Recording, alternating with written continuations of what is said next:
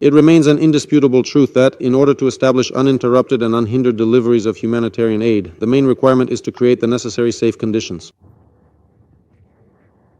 Unfortunately, the regular calls for a ceasefire, voiced both by the UN Secretary General and the overwhelming majority of the international community, continue to go unanswered by the Israeli leadership.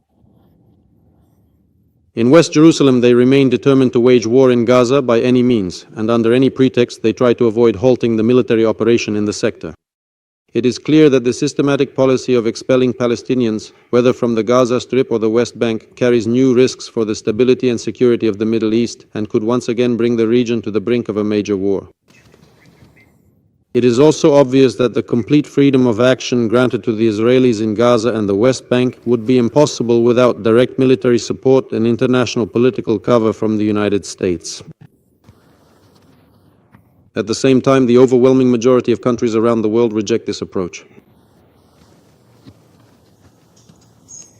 A telling example in this regard was the US-Israeli boycott of the high-level international conference in support of the two-state solution held from July 28 to 30, as well as Washington's futile attempts to dissuade its partners from participating in this prominent forum. I come here today as the Foreign Minister of the State of Israel, the sovereign state of the Jewish people, fighting for its existence for almost 2 years on 7 different fronts.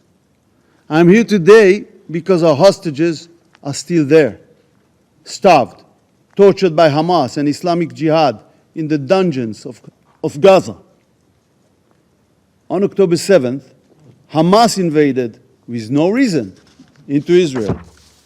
It committed evil crimes like the Nazis and ISIS did. They murdered and raped women, killed children in front of their parents, and parents in front of their children. They beheaded people, burned whole families alive, took 251 hostages into cruel captivity. 50 of them are still there, starved and tortured. Hamas crimes are still ongoing. This past weekend, the whole world witnessed the cruel starvation of Evyatar David and Ron Braslavsky, tortured at the hands of Hamas and Islamic Jihad. The world saw their terrible condition. Bones standing out in their skin like living skeletons, looking death in their eye. Evyatar was forced to dig his own grave. You just heard his brother, Eli.